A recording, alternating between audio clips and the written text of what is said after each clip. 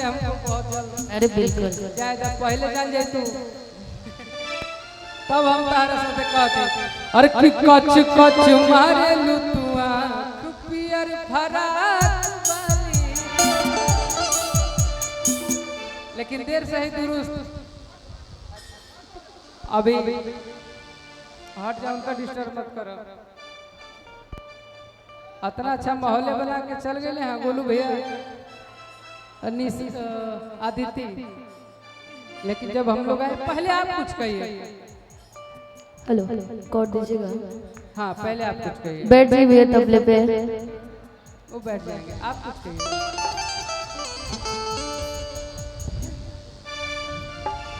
कि मोरी से मारी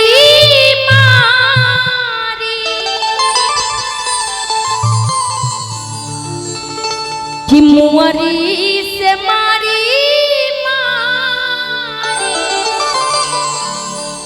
कि हई देहिया देला तू कि हई देहिया देला तू।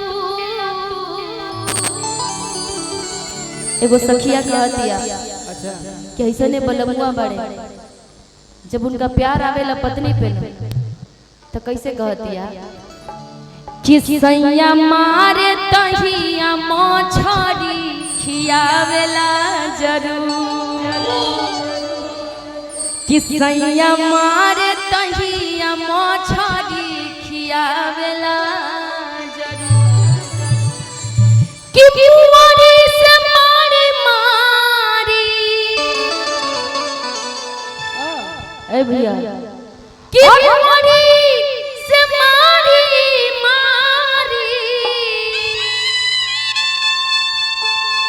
कि देहिया देला तू कि यार देहिया देला तू। ए बिको जी कि सैया मारे तहिया मछरी खियावेला जरूर।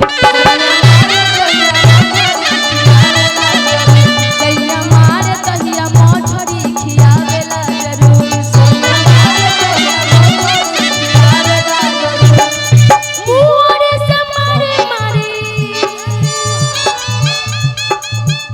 भैया थोड़ा सा कंट्रोल रख लीजिएगा। से मत करें। मुअरी से मारे मारे दहिया देला तू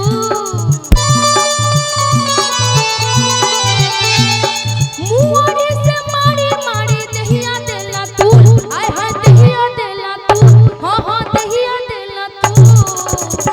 ए बिको जी कि सैया मारे दहिया मछरी खियावेला जरूर। सैया मारे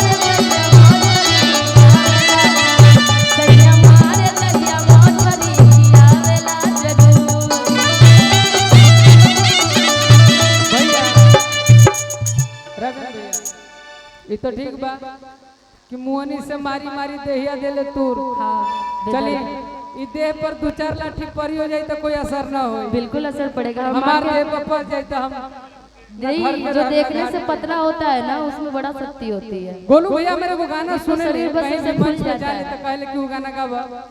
अरे किससे हुए कलहर लाल लगाता बेगाल रे कि देखी के धन मन होता बेहाल रे। साउंड वाले भाई माइक खुलल बा।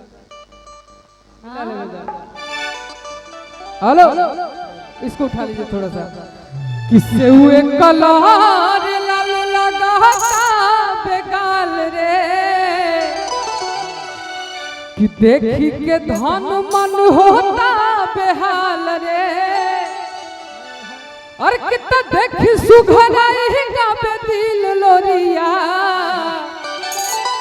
कि देखी सुघराई गावे दिल लोरिया। और कितना चुम्मा दे दा खर्चा पानी लेके